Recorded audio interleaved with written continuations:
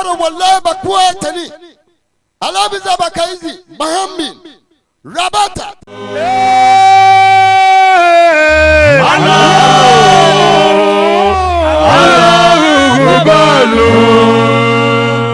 Zaila mabadari kuzaina wangu baturi ya Allah mukufnaisa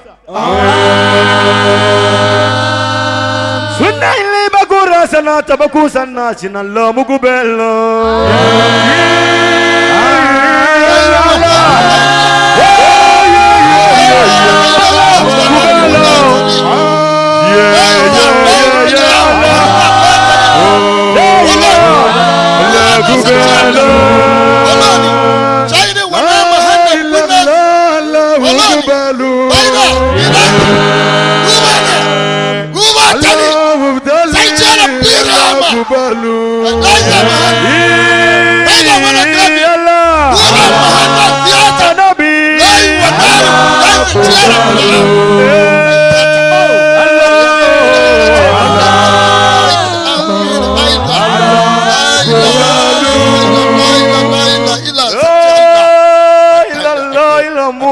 wani makusachi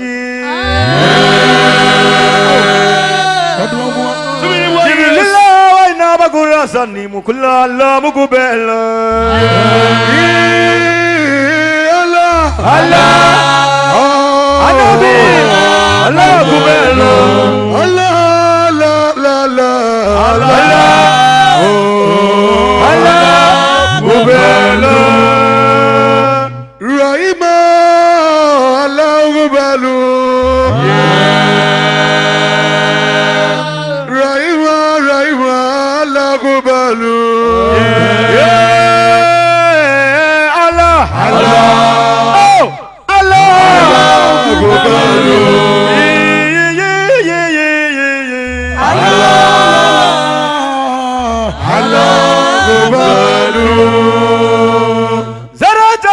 wana bakuzaji dariyama walariya bakunsa na bahandiri ulla Allah ina bakunsa chibachuri yanli Allamu ya bakudaina chalimu Allamu kubela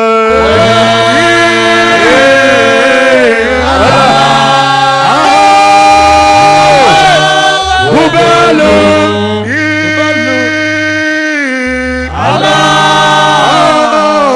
Allah wa ina bakari ya sabiti La ilaha illallah Allah kubalu wa ina bakusawia Ilaha illallah Allah kubalu Allah Allah Allah kubalu Allah kubalu Allah kubalu Wana ribakuri asachina ini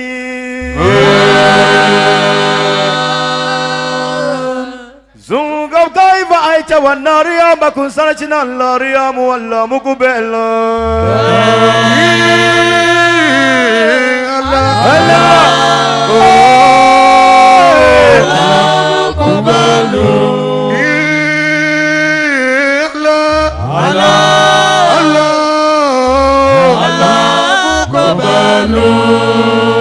Bismillahi Allah Bismillahi Allah Bismillahi Allah Bismillahi Allah Bismillahi Allah Bismillahi Allah Bismillahi Allah Bismillahi Allah Bismillahi Allah Kabira ya bira Bismillahi Allah Bismillahi ya Nabi Bismillahi Allah Bismillahi Allah Bismillahi Allah Allah Nabi Bismillahi Allah Bismillahi Allah Bismillahi Allah Bismillahi Allah Bismillahi Allah Bismillahi Allah Bismillahi Allah Bismillahi Allah Bismillahi Allah Bismillahi Nabi Bismillahi Allah Allah baraka Bismillahi Allah Bismillahi Allah Bismillahi Allah Bismillahi Allah Bismillahi Allah Bismillahi Allah Bismillahi Allah Bismillahi Nabi Bismillahi Allah Bismillahi Allah Bismillah Allah. Bismillah Allah. Bismillah Allah. La ilaha illallah. Bismillah Allah. Bismillah ya Nabi. Bismillah Allah. Bismillah ya. Bismillah Allah. Gabra ya bro. Bismillah Allah. Aigla ya bro. Bismillah Allah. Banaja ya bro. Bismillah Allah. Javrama ya bro. Bismillah Allah. Bismillah Allah. Bismillah Allah. Bismillah Allah. Bismillah Allah. Bismillah ya Nabi. Bismillah Allah. Bismillah Kalafi. Bismillah Allah. Bismillah Allah. Bismillah Allah. Bismillah Gabriel. Bismillah Allah. Bismillah Mose. Bismillah Allah. Bismillah Allah. Bismillah Allah. Bismillah Allah. Bismillah Allah. Bismillah Allah. Bismillah Allah. Bismillah Allah. Bismillah Allah. Bismillah Allah. Bismillah Allah. Bismillah ya Nabi. Bismillah Allah. Bismillah Mose. Bismillah Allah. Bismillah Allah. Bismillah Allah. Bismillah Gabriel. Bismillah Allah. Bismillah Allah. Bismillah Allah. Right now, right now. Bismillah Allah. Bismillah Allah. Right now, right now. Bismillah Allah. Bismillah Allah. Bismillah Allah. Bismillah Allah. Bismillah Allah. Bismillah ya Nabi. Bismillah Allah. Mose, Mose. Bismillah Allah. Bismillah ya Nabi. Bismillah Allah. When you meow.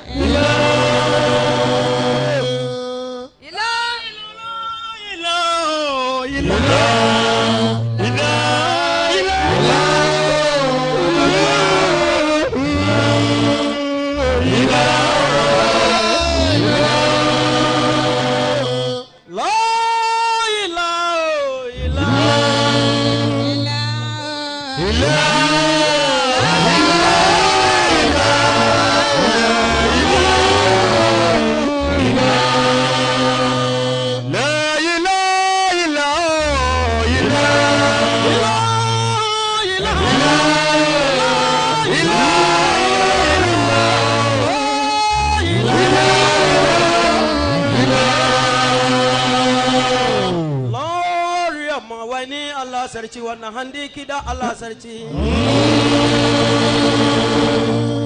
sabiuna Allah sarki wannan mun ku bahan zatani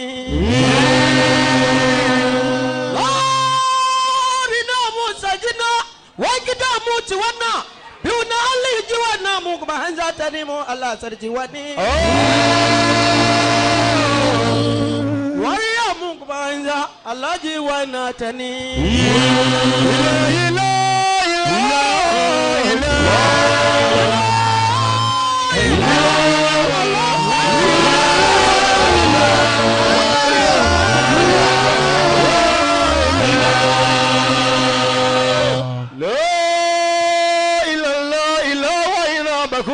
saucina bakunda ila ilamu Hanabi bariya zawaina bakusaji baina loriya zariyana bakina La ilaha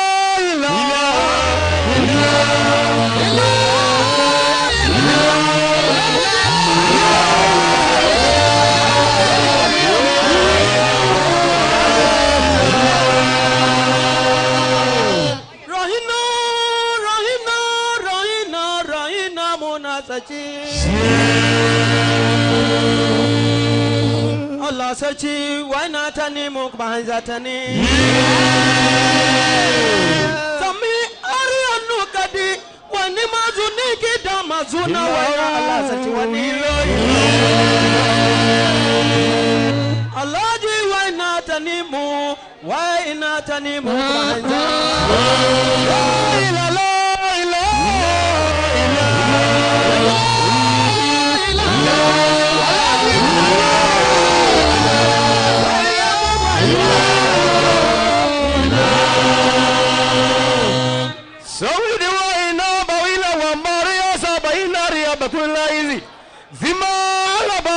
tanimu balkudaza wallahi la ilaha illa mi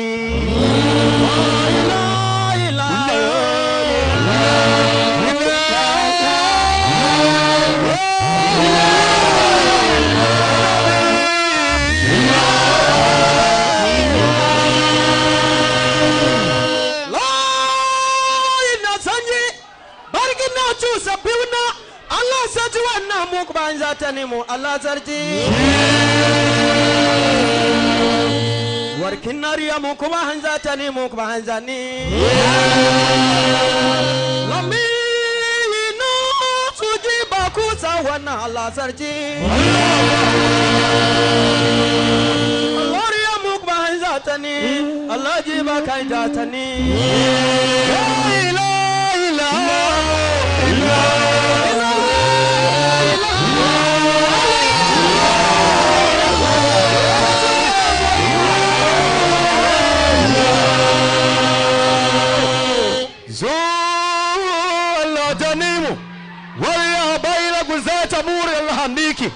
Subhanallah alami wa inna lariya makusara chinaini Allah bagudari yaza bakuna Allahimi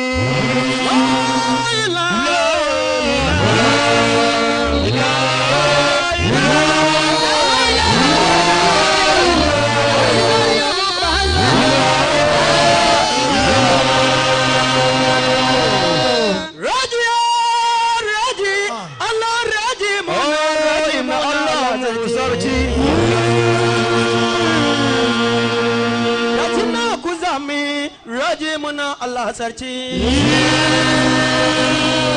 Allah sarchi wani dubaki dam bazi wani illa muri basachi dunari ya mukbanza tanimu Allah sarchi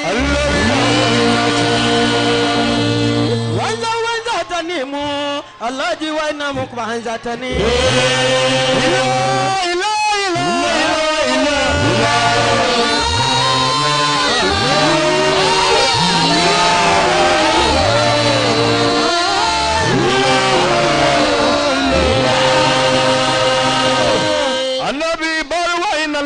sabata kuda ilaha Mungu da sarchi na iniki udari ya za waina ba ila waina sarchi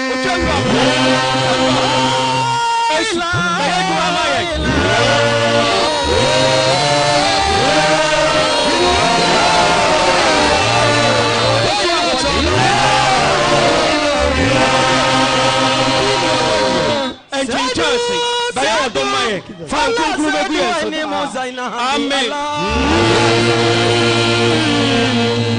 Zapiuna la sejuana hi. Amani wagidami waza Allah sejuana mukbanza tanimu Allah sarji. Ilamuna Allah jiwana tani.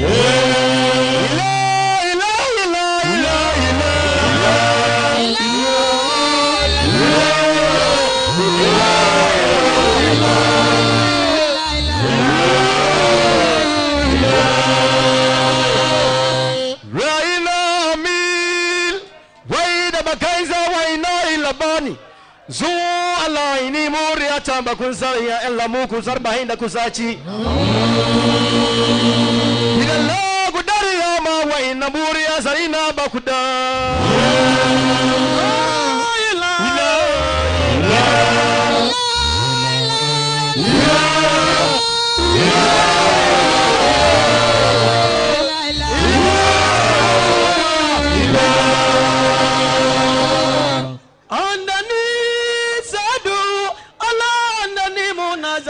Namu Allah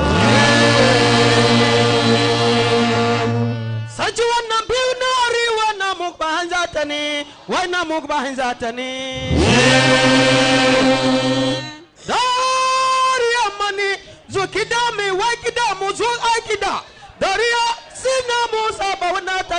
Allah sarki Yesu Kidamu Yesu Allah ji wana tani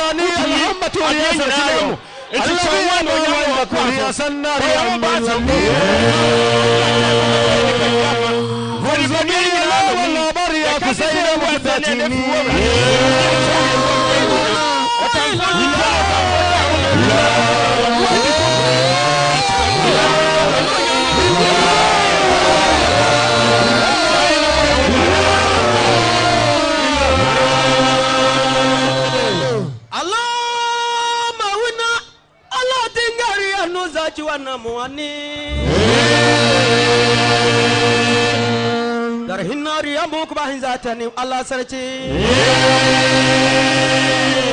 majuna tawi zalima ku zabahanku dina mazinari anamuk bahin za dina taiba Allah sarki wani Allah sadu wa natani ila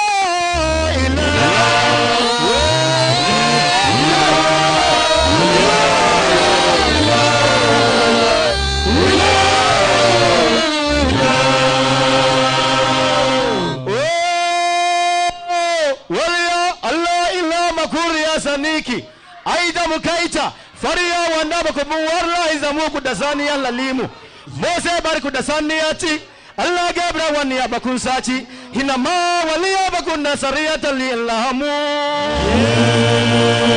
Allah batani wali abaku dasaina hami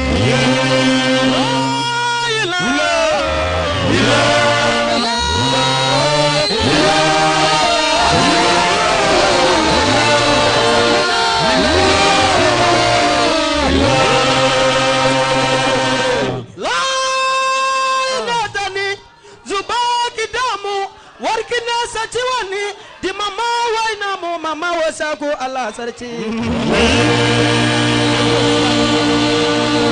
Zariya munami Allah ji waina tani la ilaha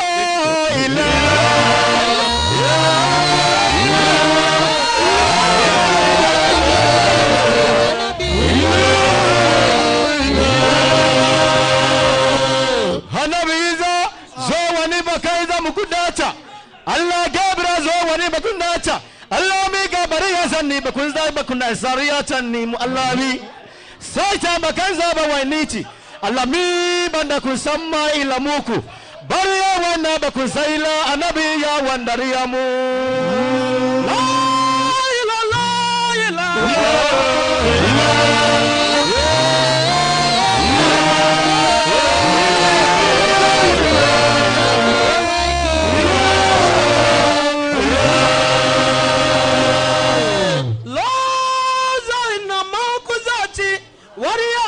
kina matai wana juda arasa jiwana mu Allah rahandori ya musu bahandi kidamu kubahin zatani Allah jiwana tani mu Allah sati la ilaha illallah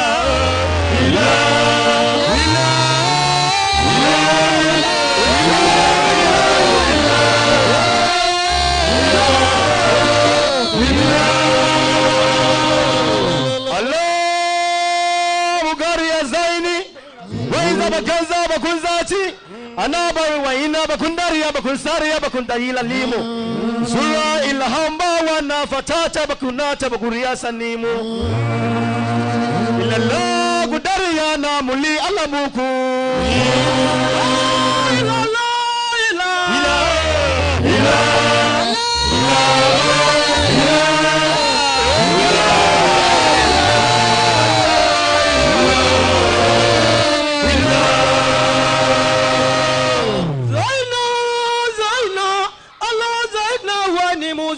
Allah sati ura mazukina Allah sarki warhinna makuza Allah sarki zuhui nazina Allah sarki waina kidaria Allah sarki waini ilale muna sarki wanahi Allah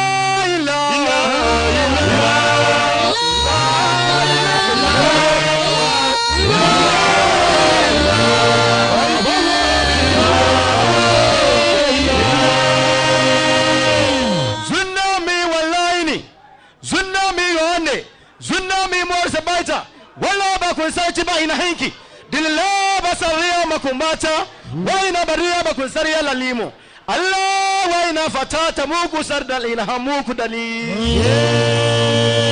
Allah gudariya namuli Allah zini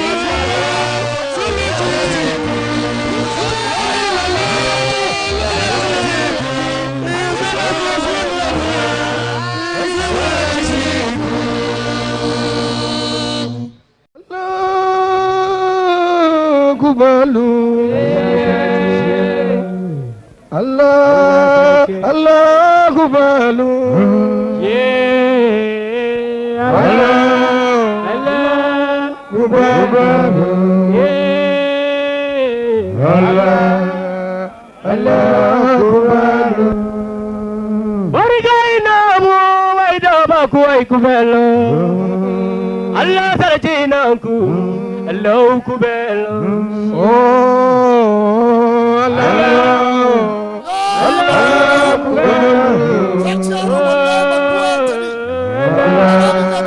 Allah kubelo Rigaina mu waida bakuai kubelo Allah sarjinanku Allah kubelo oh Allah Allah kubelo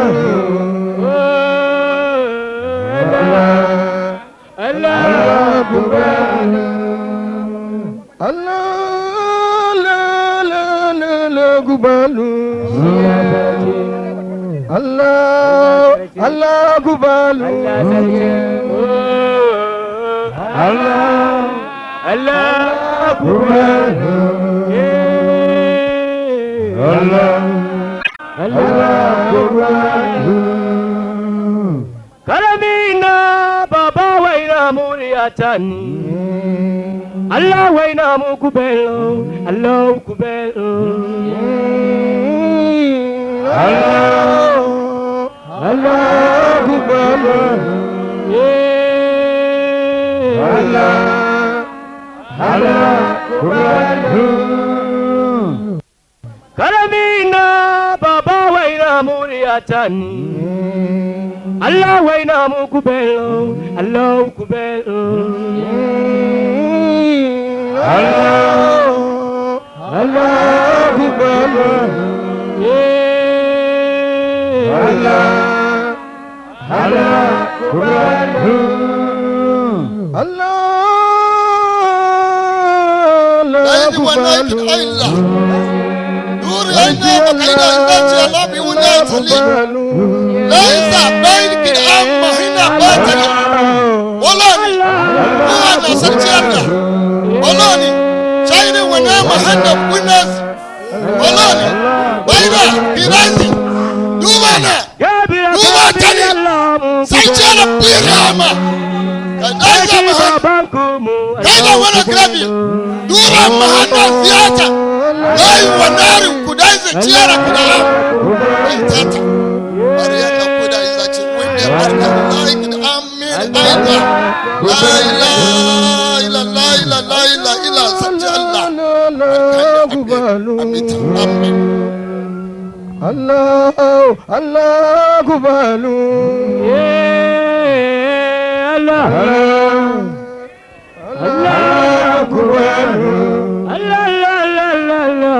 الله الله كبالو سلتي الله الله كبالو الله كبالو الله كبالو الله Allah kubelo Allah kubelo Allah Allah kubelo Salam salamatuba wa salam salamatuba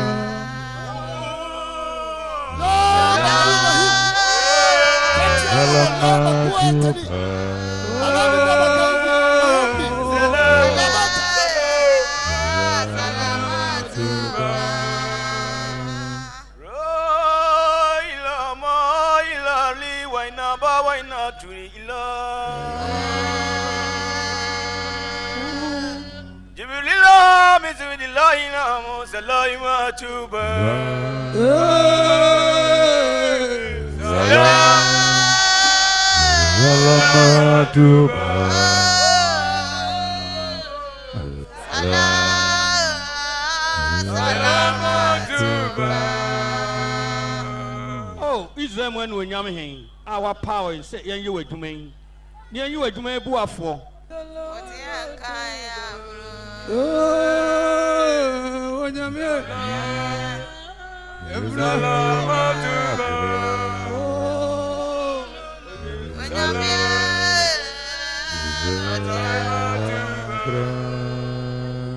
Oh yes Allah salamatuba Oh yes Allah salamatuba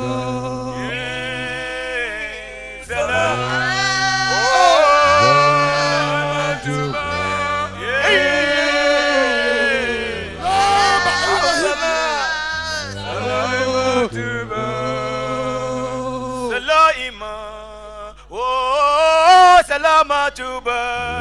Sacharo wala bakwatani. Jesus salaiwa ina salama tuba.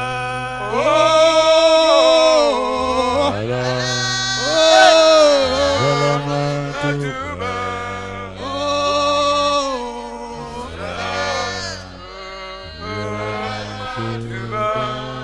La ba'ilahim. Salama tuba.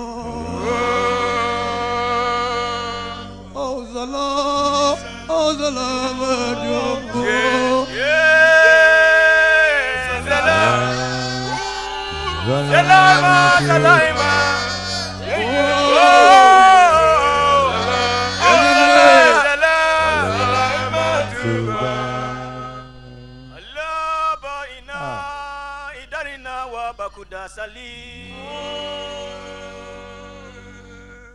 Rina bawa ina daria salaima ku salaima tuba.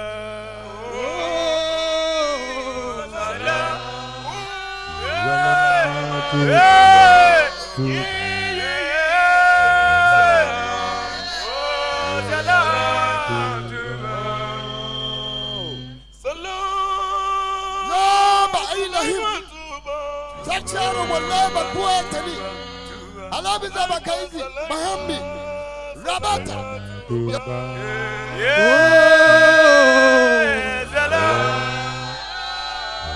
Salama tuba.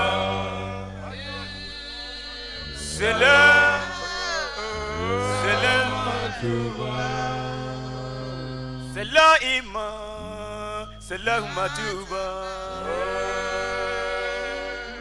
Rina bali wa ina la bagu sarna cha ina salaima tuba. Oh salam. Salama tuba. Oh salam. Oh salam tuba.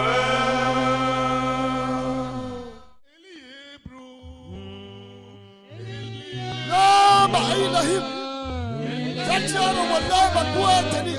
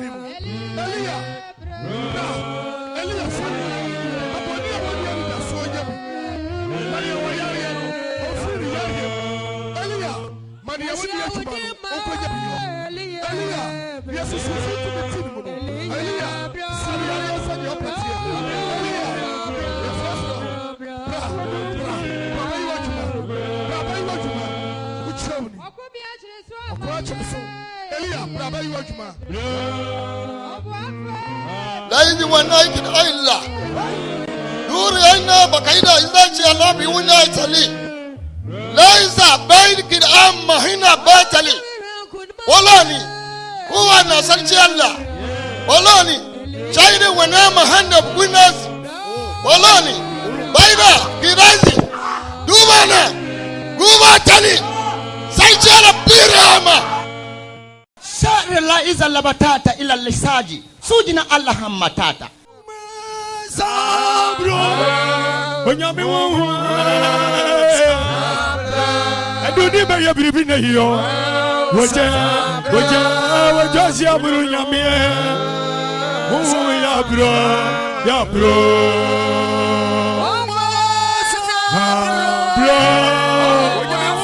Yes Sabro Yeah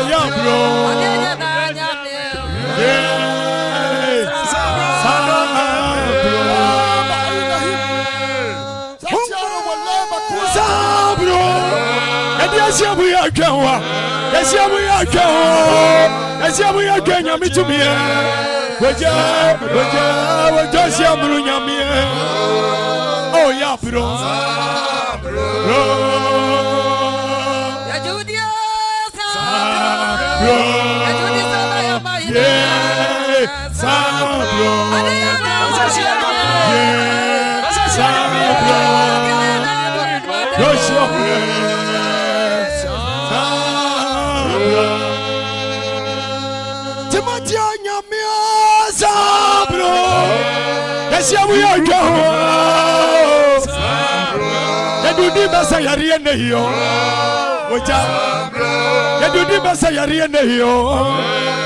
Oh yeah, bro. Bro.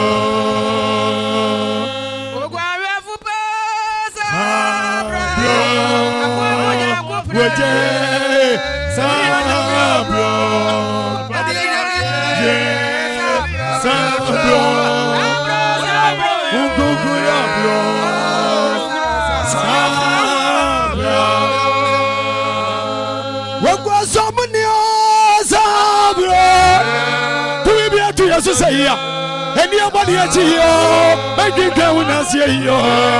Oh, the Judas are Wabakama, you know, on one when you Sabro.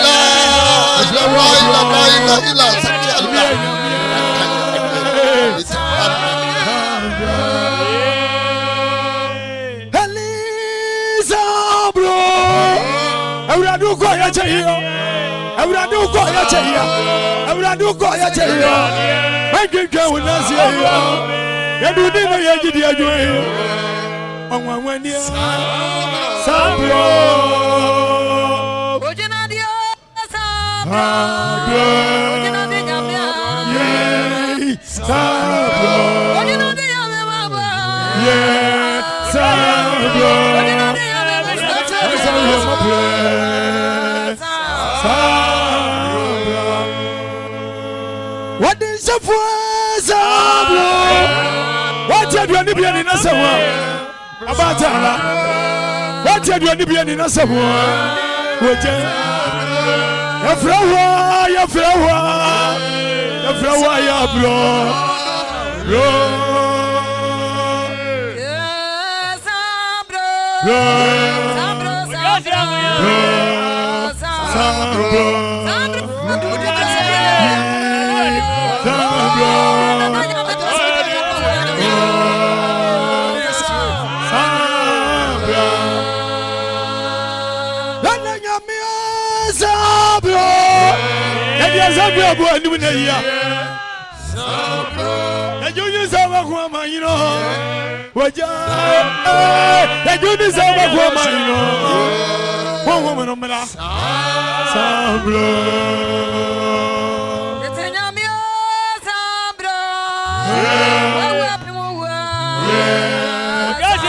Yeah.